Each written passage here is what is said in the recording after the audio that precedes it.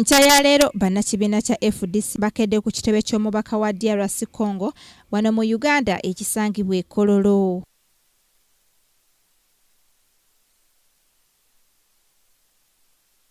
Bano nga bakulembeddwamu amyuka omuwandiisi wa FDC Harold Kaija bategeezezza nga gavumenti beeremeddwa okukola ku nsonga z'abannaabwe abaggwalirwa mu ggwanga erya Congo omuli ne Sam Mugumya eyali tava Dr. Besigye ku lusegere. Tuli wano tusinkane ambassador tumubuuze ensonga za Sam Mugumya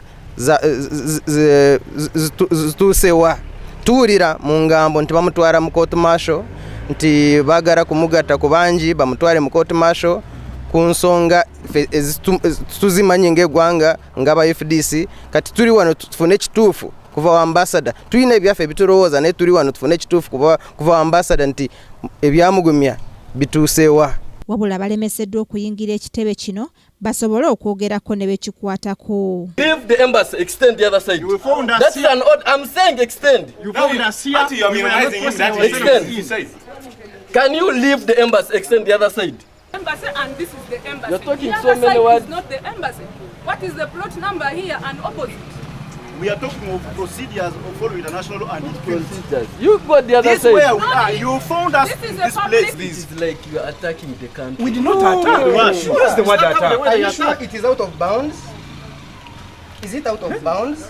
Use the word attack. Can we By get the way, we their have already officer telling us we are not communicated to them. supposed to be here? Bano bagamba nti eno office eyingirwamu buli muntu nga n'olwekyo badde tebeetaagisa okusooka okufuna olukusa. Ngaba na Uganda ngaba kulembeze tulina kubeera ne appointment okusinkana ambassador. Tuyiri wano eno public office buli omu ajja wano ne bamugulira ne bamubuuza lwaki olaba waliwo n'asikari bakubuuze nti oyagala ki, oyagala kusinkana ani, bakubulire oba gyali oba taliimu. Ekyo kye tulinze katugezeeko kuyingira tulabe ekigenda mu maaso. Bwe balemeddeko poliisi ya Jinja Road ng'eduumirwa Edward Edwegu ezze okukakkanya embeera era nga mu kavuvuŋŋano kano babiri ku banna FDC bakwatiddwa. Abakwate kuliko amyuka Ssaabawandiisi wa FDC Harold Kaija n'akola ku nsonga z'amateeka mu FDC Moses Awol.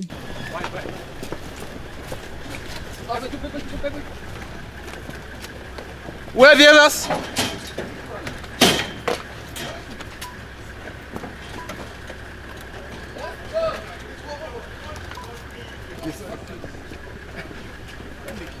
You Where are the others? You climb and see. You feel free. Just climb and see. I am a very lawful person.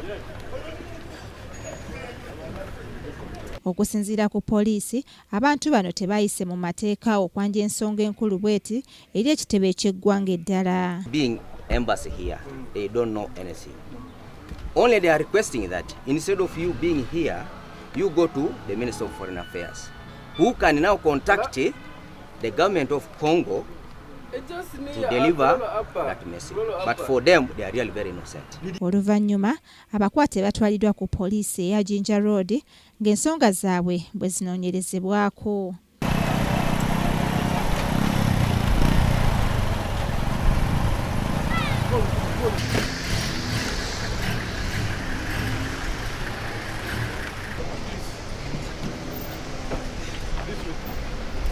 Hairati Nakaweesa, Kingdom TV, amalindirire.